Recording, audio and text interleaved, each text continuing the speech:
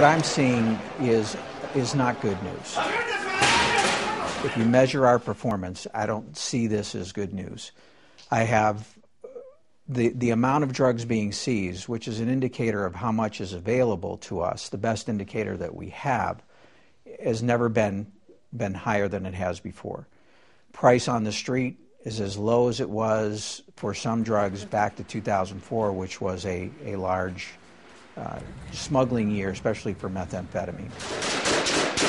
The violence from 2007 up until now has been incredible, and it's been in spurts, but at least below Arizona, the level of violence is not only high, but the type of violence is horrific, what is being caused down there.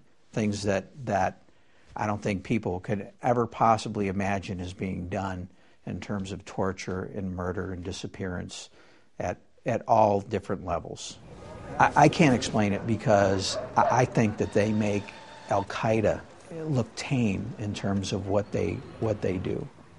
And I can't explain how someone loses their humanity and resorts to these things. I mean, becoming butchers, systematically and methodically torturing people for long periods of time,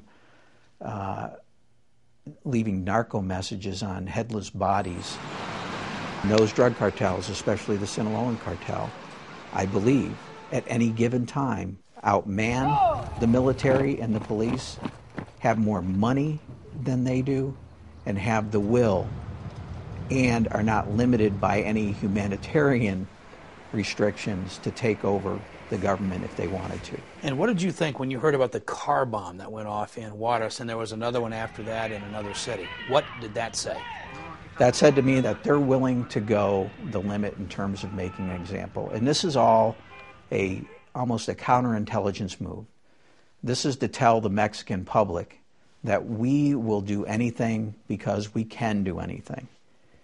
And if you oppose us, we can spread out and exert and place our violence wherever we want to place it at. And that's terrorism.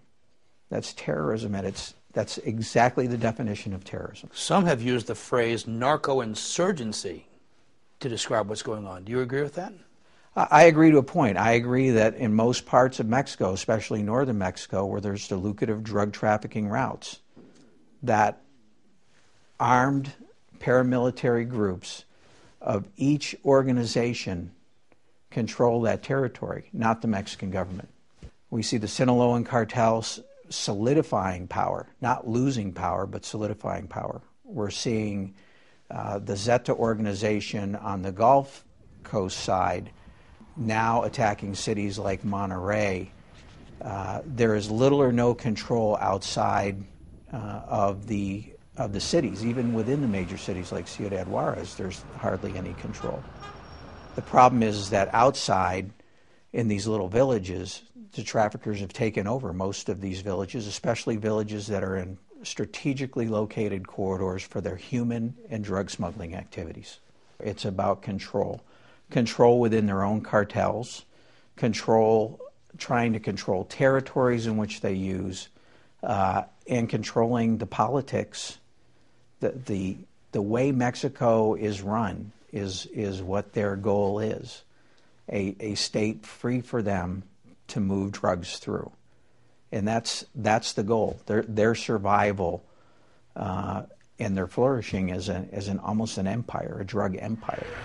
The amount we're seeing in the United States could be into tens of millions of pounds of marijuana that are moving into the United States without being seized.